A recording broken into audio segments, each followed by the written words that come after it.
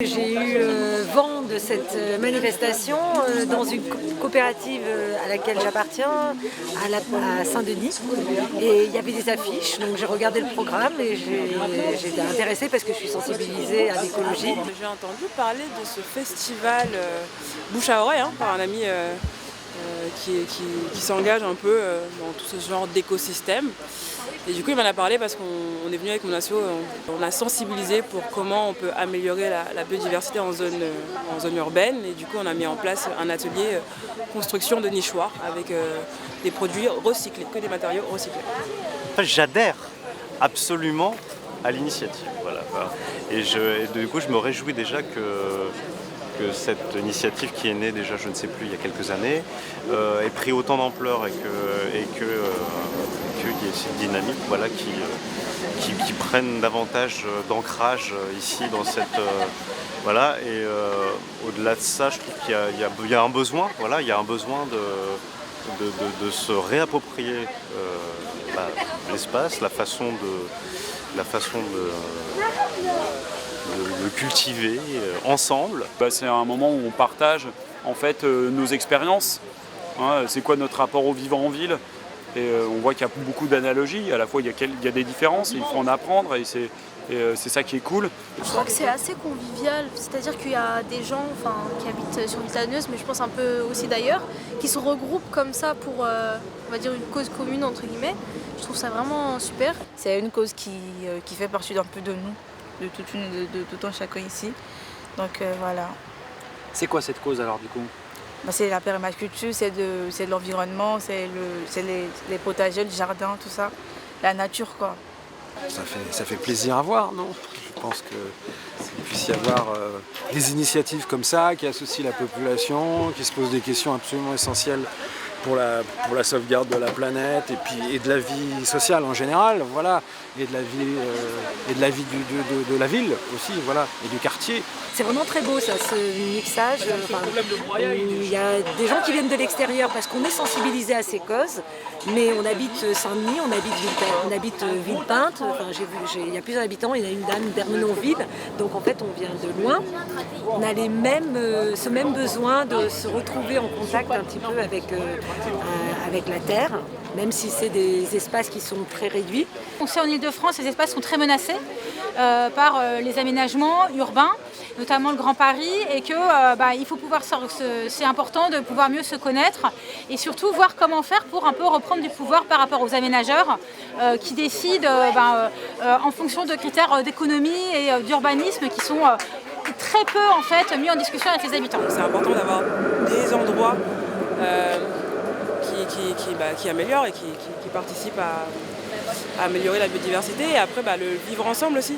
C'est quelque chose d'important avec le confinement, avec tout ce qui s'est passé là.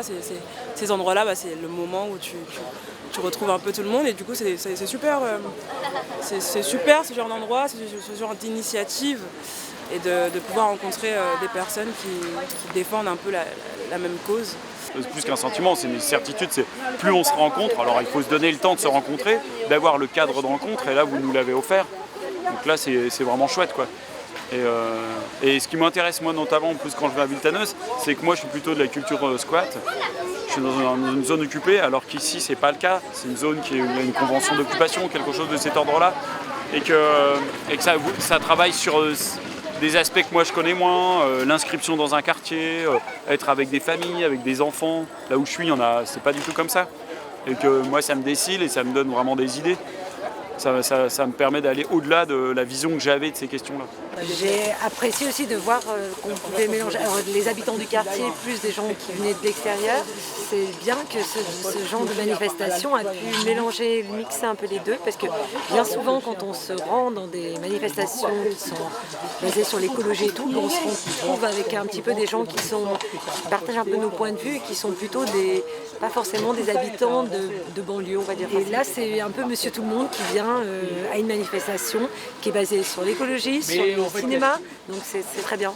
C'est que c'est assez accessible à pas mal de gens en fait, c'est inclusif, il y a plein de formes, tu peux écouter des débats, tu peux effectivement voir des films, j'ai vu un film vendredi soir sur la condition de paysans au pied du Mont Blanc en Savoie, c'est assez étonnant. On va avoir une discussion sur les luttes urbaines et notamment en rapport avec l'agriculture urbaine. Et puis après, on va aussi réfléchir la paysannerie à l'autre bout de la France, avec des EPP écolos radicaux qui galèrent. Et donc c'est très bien, ça fait des va-et-vient. Et puis en fait, je trouve que l'énergie des enfants, c'est cool, de fait. C'est à la fois eux qui nous tiennent et on travaille aussi pour eux. Ça, c'est pas rien. Et ça, c'est ça qui est hyper appréciable, je trouve, dans ce festival. Ce sont des poches de résistance, en tout cas plus que de résistance, parce que d'initiatives et de déploiement d'initiatives qui sont absolument salutaires. Hein. Vu que il y a des débats, des dialogues, ça filme, ça réfléchit, ça agit. C'est très bien. Voilà.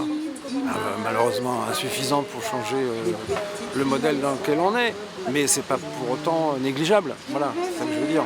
Je pense que ce qui est hyper important, c'est de faire redescendre l'écologie dans la vie des gens, et notamment dans les quartiers populaires. Moi, ce qui me tient beaucoup à cœur, c'est essayer de participer avec plein d'autres à la défense et à l'augmentation d'espaces de subsistance dans les quartiers populaires qui puissent redonner des ressources dans une plus grande autonomie à des personnes qui sont en situation soit de précarité économique, soit qui sont dépossédées en fait de leurs moyens de subsistance. Je pense que c'est un enjeu alimentaire, mais que c'est aussi un enjeu démocratique et que c'est un enjeu politique fondamental, parce qu'en fait, en situation de capitalisme et de patriarcat et de consumérisme, en fait, on est dépossédé de tous les moyens de décision sur notre vie, et qu'une manière de reprendre du pouvoir, de reprendre de la puissance, c'est de regagner des terres de subsistance, et que ça commence par les terres nourricières. Le fait d'avoir juste un espace vert comme ça, avec plein de choses, des légumes qu'on peut cultiver mais aussi manger derrière, c'est quand même pas mal, je trouve. Manger bio. Plus pour les enfants qui naissent, qui découvrent ça, je trouve ça super, parce que en général, ceux qui habitent dans une zone assez urbaine, ils savent pas, ils vont au supermarché, ils prennent des choses, c'est tout.